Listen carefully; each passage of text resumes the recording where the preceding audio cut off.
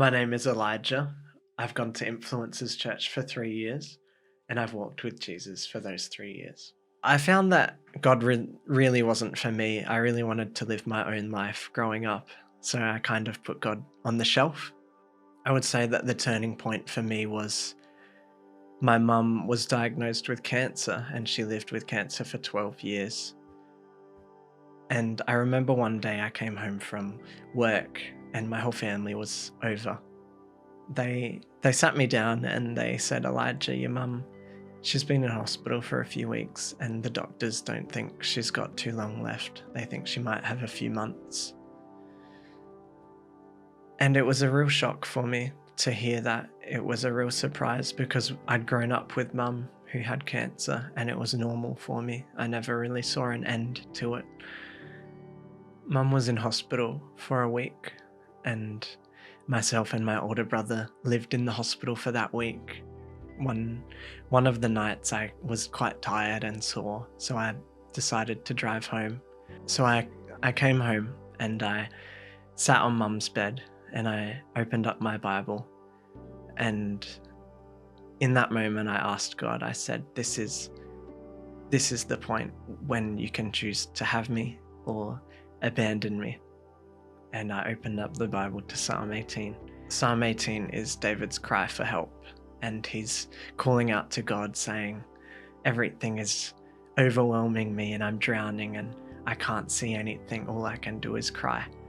And then it mentions that God hears it in the throne room. On his throne, God hears it, and it talks about God opening the heavens and writing down and pulling David out of that mess. And I really felt in that moment that God was saying the same thing to me.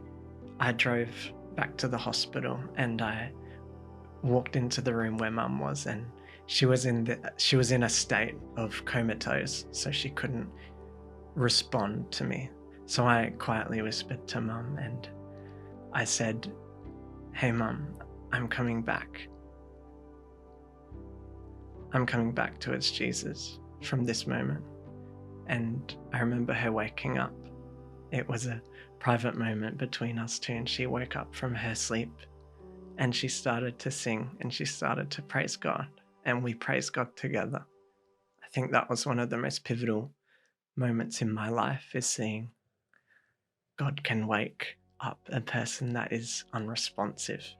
For me, just, I guess, to see God chase me down and to see the extent he'd go to just to tell me that he loves me. That's crazy. I've never known love like this before. My mum passed a few days later, and it was horrible.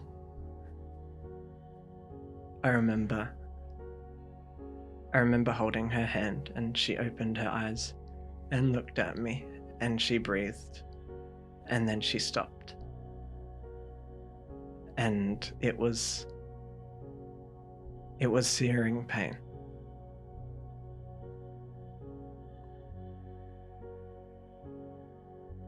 I remember holding her hand and watching it go white and squeezing it and trying to rub the blood back into it and asking the doctor what's going on, because I couldn't figure out. I couldn't come to terms with it. And I remember my cousin came and hugged me from behind. He later told me that he had no idea what to do, so he just hugged me. And I felt, in the moment, it wasn't him hugging me, it was God. It was the arms of Jesus wrapping around me and enveloping me. And I felt God whisper to me that you're my son. My plan doesn't stop in this moment. I'm calling you. I'm calling you home. Losing mum was the best and it was the worst thing ever. I felt a God that cries with me, and I felt a God that sings and laughs and dances with me too.